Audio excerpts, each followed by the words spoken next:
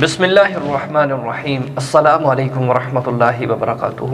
امید ہے کہ تمام پیارے ساتھی، میرے دوست، احباب، چاہنے والے خیر و عافیت کے ساتھ ہوں گے۔ ہماری دعا ہے اللہ آپ سب کو سلامت رکھے، آپ سب کی دین اور دنیا کی مشکلاتوں کو، پریشانیوں کو دور فرمائے۔ تو دوستان محترم، زندگی کے اندر کچھ ایسے لمحات آ جاتے ہیں کہ جب ایک گھر کے اندر، گھر جس کو جنت کہتے ہیں، آپس کے افراد جو ہیں آپس میں اتفاق نہیں کرتے، اتحاد نہیں کرتے۔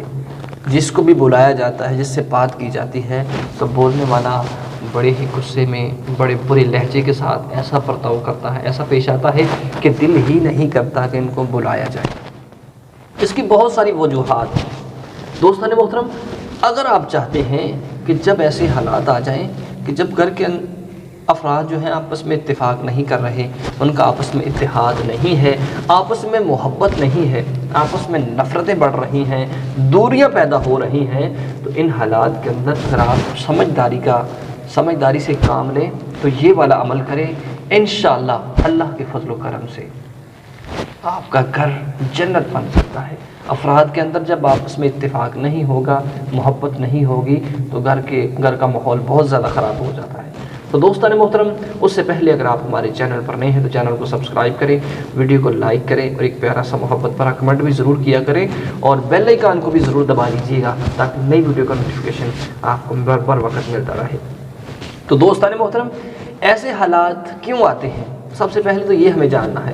دوستان محترم، ایسے حالات اس لیے آتے ہیں، وجوہات یہ ہوتی ہیں کہ گھر میں جب عورت ناپاکی کی حالت میں پھرتی ہے، گھر میں جب مرد ناپاکی کی حالت میں پھرتا ہے، گھر میں جب قرآن کی تلاوت نہیں کی جاتی، گھر کے افراد جب نماز کے اوقات میں سوئے رہتے ہیں، یہ وجوہات ہوتی ہیں۔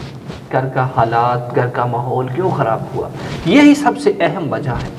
ان حالات میں سب سے پہلے اللہ کو یاد کریں، اللہ کا ذکر کریں، اور خاص طور پر مرد حضرات ان حالات کے اندر عورت کو ایک وظیفہ بتائیں۔ گھر کی جو عورت ہے، کھانا بنانے والی ہے، اس کے اوپر پابندی کریں کہ جب وہ صبح کا کھانا تیار کرتی ہے، دوپہر کا کھانا تیار کرتی ہے، شام کا کھانا تیار کرتی ہے، تو سب سے پہلے وضو کرے، وضو کی حالت میں گھر کا کھانا بنائے، اور کھانے کے اوپر 7 مرتبہ بسم اللہ الرحمن الرحیم، بسم اللہ الرحمن الرحیم پڑھ کر دم کرے۔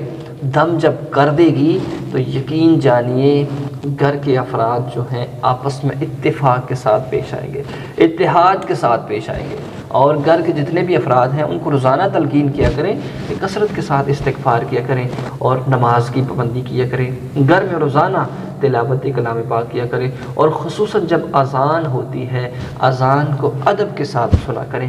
یہی عمل ہے کہ جن اعمال سے ہم اپنے گھر کو خوشیوں والا بنا سکتے ہیں، گھر کے افراد میں نفرت کو ختم کر کے محبت کو لا سکتے ہیں۔ اللہ رب العزت ہم سب کی مشکلاتوں کو، پریشانیوں کو دور فرمائے۔ آمین۔ وآخر دعوانا ان الحمد للہ رب